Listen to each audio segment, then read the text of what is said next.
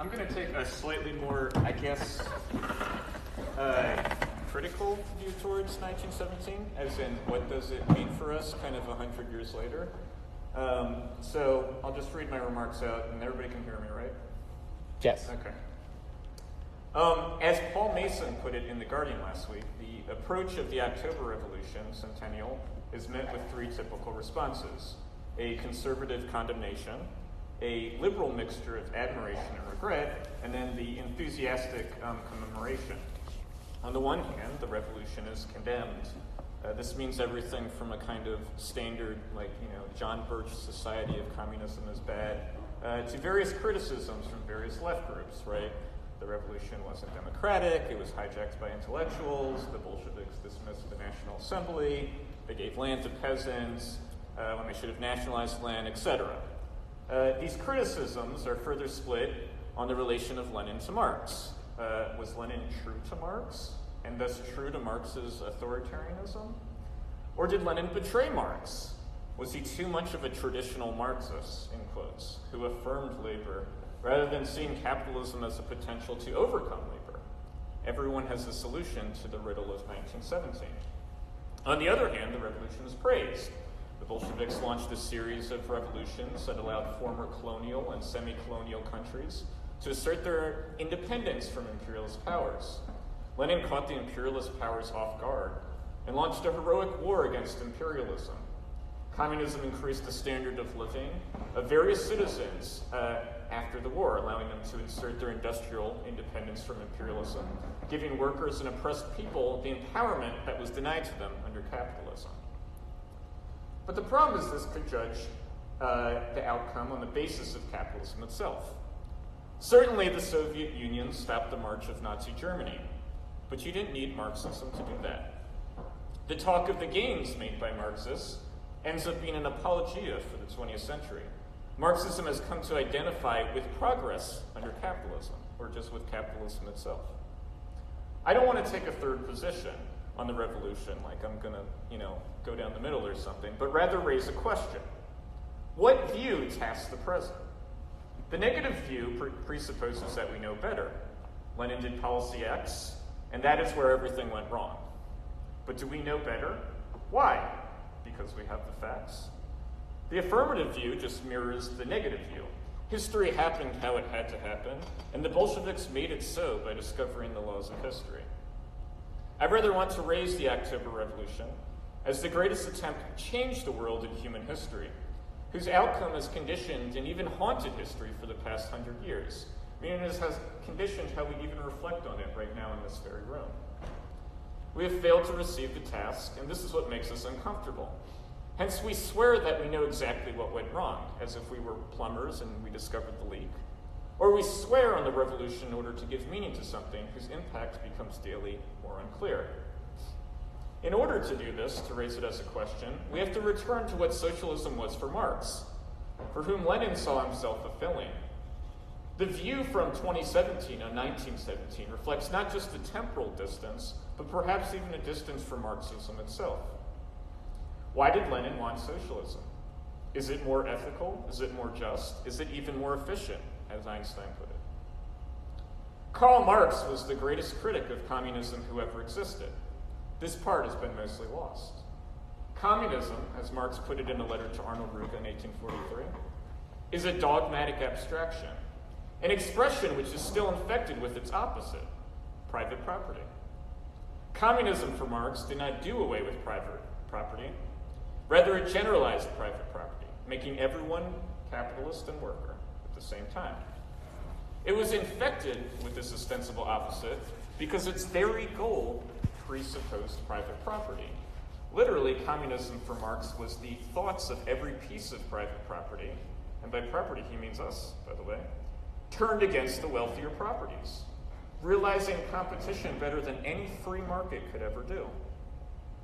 Marx neither morally affirmed nor condemned this. Rather, this is what was meant by critique, or to make socialism scientific. Scientific in the Hegelian sense of what are the conditions of possibility? What possibility does communism offer us? The contradictory character of communism was not a mistake, but expressed a real contradiction, a historical contradiction. It was not that labor, bourgeois right, was the source of value, but the bourgeoisie deny it through property or through laws, but rather on the basis of labor, bourgeois right, society had developed something that had undermined that very right. Hence, communism for Marx, in trying to realize bourgeois right, trying to realize labor, was in fact a regression, an attempt to go back to a mythical beginning. Marx thought that the more conscious a political movement was of this contradiction, the more the overcoming of the problem could be achieved by merely realizing communism, but only if it was conscious. Hence, the goal was not communism so much as communism was how the task appeared to us. It says more about the present than it does about the future. The Communist Manifesto, published just days before the outbreak of the 1848 revolution, was meant to provide a critique of the communist movement. In order for the proletariat to understand why it existed at all, history had to be presented as a history of class struggles. Class was a modern phenomenon, not an ancient phenomenon. The very existence of a proletariat, that is a class that destroys its property by producing, was the signal of the need for social revolution. And just to make that clear, in bourgeois society, property was through production, right? It's John Locke. You mixed your labor with the land. So the proletariat was the exact opposite of that. So it was totally did not make any sense to bourgeois society. This was to be done not by winning democracy, but rather by the battle of democracy. At the time of the manifesto, modern revolutions were associated with a unified democratic revolution, like a lion preparing to spring. But something had developed since the classical revolutions. Democracy itself had become contradictory. What represented the nation? The democracy of the producers or the democracy of property? The expression of this was found in the pseudo-democratic pretender Louis Bonaparte, the nephew of Napoleon Bonaparte, who represented everyone and therefore represented nobody. Bonaparte ascended because the bourgeoisie could no longer rule and the proletariat could not yet rule. The state, which seemed to exist over and above society, was in fact the expression of democracy, radical democracy even. Capitalism is not against democracy. It rather renders it simultaneously necessary but impossible. Rather than being an instrument of the ruling class, like it was for Marx under the July monarchy, the state had become completely independent under this second Bonaparte. In fact, the revolutions of 1848 ended with the bourgeoisie being shot down on their balconies in the name of bourgeois society. This experience caused Marx to change his mind regarding the proletariat's goal of centralizing the means of production in the state. The state had become something separate that establishes itself as an artificial caste along the classes of society. The misrecognition of this whole circumstance has led to a lot of different views on the state. On the one hand, anarchists and libertarians condemn the state as a bad habit, a habit of authority, infringing upon the organic freedom of civil society. And in fact, the sort of liberal view was that the state was supposed to wither away anyways. So, it's liberalism and hysterics. On the other hand, people like Proudhon, with Louis Bonaparte and LaSalle with Bismarck, tried to use the state to tame the capitalists. They recognize that the state is no longer just a racket for the capitalists, but seems to have a mind of its own. But they don't recognize why the state was there. So following the 1848 Spring of Nations, which is when Marx experienced this, socialist parties began to grow, especially in the last quarter of the century. The failure of 1848 demonstrated the need for the working class to constitute itself separately, not just against the bourgeoisie, but independently of democracy, even social democracy itself. As Ferdinand Lassalle put it in a letter to Karl Marx dated 24th of October, 1849, Hungary had multiple opportunities for a revolution in 1848, but failed because the party there was not in a state of division and sharp antagonism. Two rival trends in the socialist movement, the Proudhonism and Blanquism, made their exit in the martyrdom of the Paris Commune. The Commune itself showed democracy fully in the modern era. While the state was smashed up by democratizing the bureaucratic functions, it was also the democratic deliberation itself that was the fatal obstacle that allowed the Commune to be smashed by the Prussian military, who received this absurd indemnity from the French because the bourgeoisie sold France to Prussia, basically. The Commune repeated 1848. All the old ghosts of the June insurrection returned in Paris during March of 1871, and thus again, the need for a party for socialism. Marx only lived to see the birth of a few Marxist parties, and while supportive, was not so uncritically. If that is Marxism, then I am not a Marxist, was directed at the Parti Ouvrier, the French party that Marx had a hand in writing. The German SPD received the lashing of not just Marx, but Engels later with the Erfurt program. While the First International was not a party, the Second International became one under the leadership of Marxism. The establishment of the Erfurt program was the victory for the hegemony of Marx's ideas. For the radicals of the Second International, faced something that Marx only saw very briefly. As Rosa Luxemburg put it in her classic pamphlet, Reform or Revolution, opportunism, or the capitulation to the inertia of capitalism, came out of not just the failures, but the successes of Marxism. Bernstein saw the success of the growth of Marxist parties as overcoming the problem that Marx experienced in 1848. Hence the phrase, the goal is nothing, the movement is everything. This was something new. On the basis of Marxism itself, one could claim to stay true to Marx while liquidating Marxism altogether. In fact, the revisionists saw themselves as being more true to Marx than, the orthodoxy. Marxism had come to occupy the place that was vacated by the liberals who had totally tainted their reputation in 1848.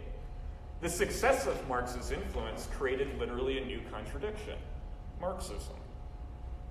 When Luxemburg reversed Bernstein and put the phrase as, without the end, the movement is nothing, it is because the end sheds light on the critical character of the means. Building a socialist movement is a contradiction. This insight, while recognized by Lenin in Lenin's first footnote in What Is to Be Done, was missed by the majority of the Second International. Revisionism was supposedly defeated at the Congresses in 1903 and 1904, but it was not a problem of certain individuals. Rather, it was an inevitable problem of building a socialist movement. Starting in 1905, the radicals of the Second International knew that they were in a period of revolution. Soviets, the democratic forms that were the return of the Paris Commune, had emerged, but this time with Marxists vying for leadership. While this was progress in one sense, it also deepened a crisis in the other sense. The slogans around the Soviets in 1905, this is kind of long, the democratic dictatorship of the peasantry and the proletariat, would return in 1917 to play a conservative role. The pressure of the revolution of 1905 already began to create a counter-pressure by the socialist parties in West Europe. Following the 1905 revolution, the trade unions in Germany concluded a secret agreement with the SPD, allowing them to be independent of all the party actions. Furthermore, there was all these peace conferences that broke out as well. As Karl Kautsky put it in the 1909 pamphlet Road to Power, the danger was that the party would appear more moderate than its potential actually was. But this question the Second International could not answer. Despite having 1/3 of the Reichstag under its control, the SPD ended up voting for war credits on August 4th. It was the first counter-revolution in Marxism. But why did they vote for war credits? Were they just secretly nationalists? Social chauvinism was the form by which decades-long opportunism, going all the way back to the revisionist dispute, had revealed itself. The social chauvinists weren't made up of nationalists, but rather those who did not think the war provided an opportunity for socialism. It was a step back, and the best one could do was to defend themselves. If someone is shooting at me, don't I have a right to defend myself? The pacifists, similarly, would consider the war a mistake, and therefore something that merely needed to end. Lenin differed in recognizing the responsibility of the proletariat in the outbreak of the war. In other words, both the social chauvinists and pacifists didn't recognize the new content in an old form, war, probably the first human thing. The imperialist states, for example, were pushed to turn the colonies into resource extraction in order to maintain internal labor conditions. The socialist movement, with Marxism as its hegemony, was the motor pushing the unconscious rudder, which is imperialism. Indeed, as J.P. Nettle put it, imperialism was a domestic problem. The disagreement between Lenin and Kautsky over the 1917 revolution, then, has to be traced to the disagreement over the meaning of World War I. Kautsky was not for the war, but he did not see it as any opportunity for revolution.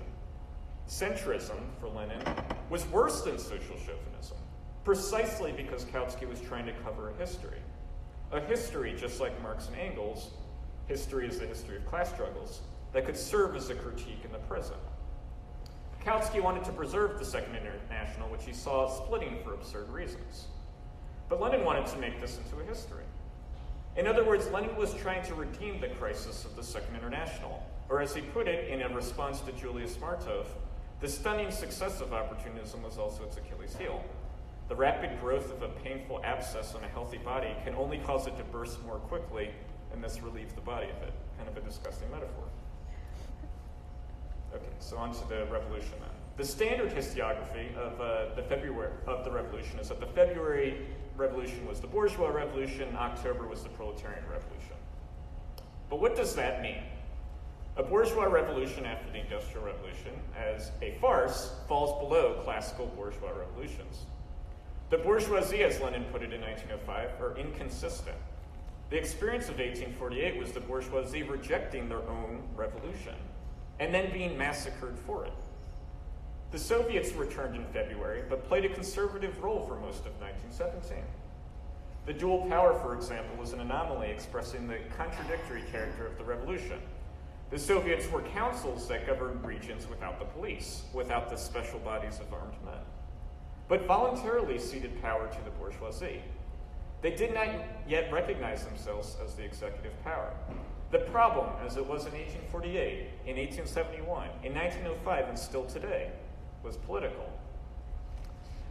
So the State and Revolution, for example, has sometimes been called Lenin's book report on Marx. Indeed, Lenin doesn't really say anything new in it. That's kind of the point. But this is where the new content comes in. For while the first 5 chapters are a concise formalization of Marx's view on the state, it is the final chapter that makes the punchline. Marxists themselves had regressed on Marx, as expressed between Kautsky and Pannekoek on the state. This regression was not arbitrary. It was not a matter of intellect, but practical. The dictatorship of the proletariat is not immediately apparent.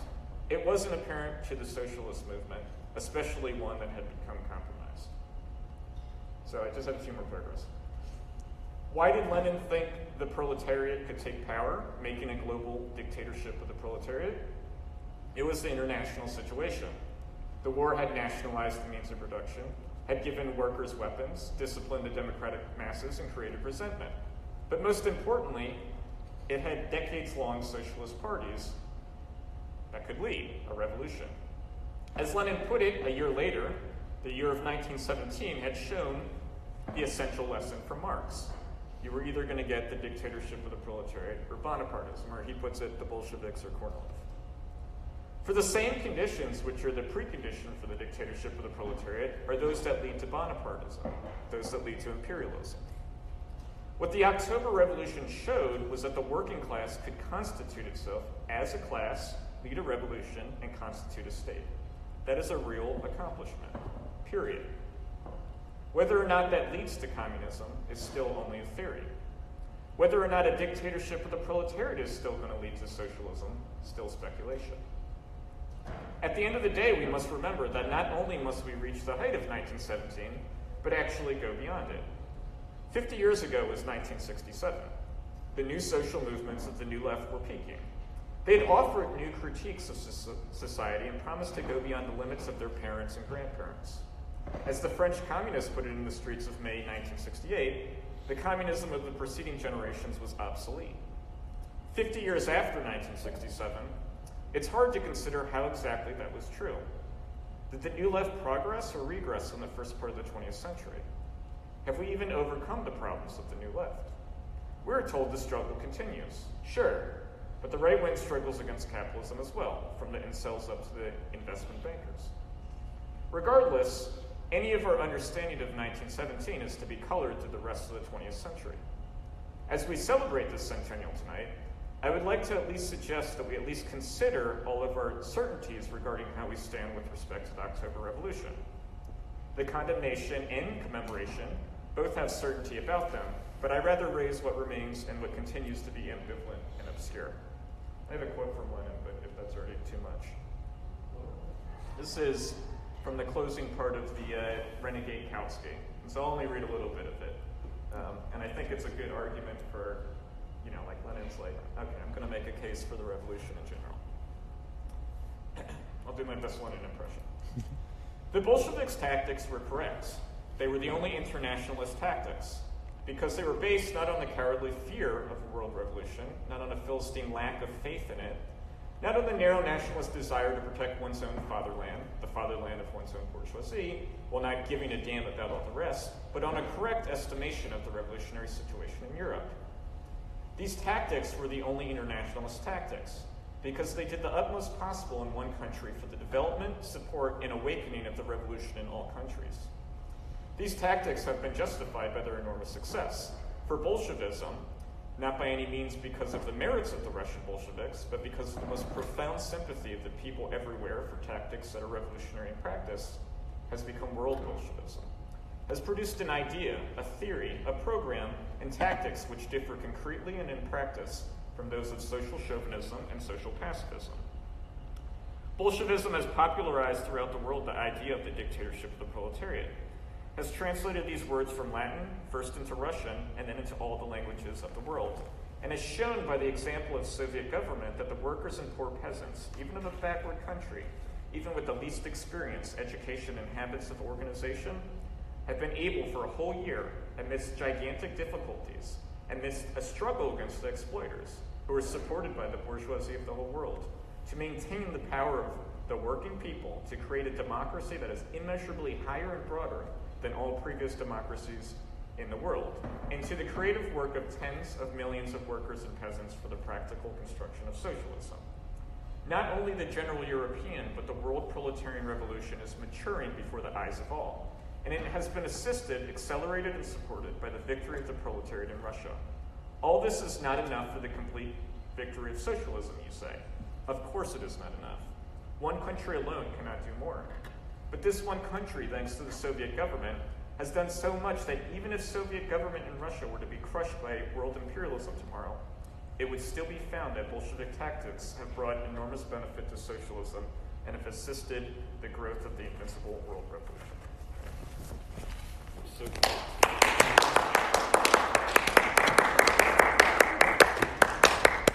Thank you very much, Danny. It was really insightful.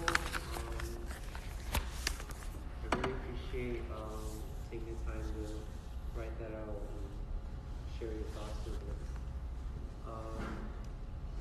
I don't want to speak too much more because I need some more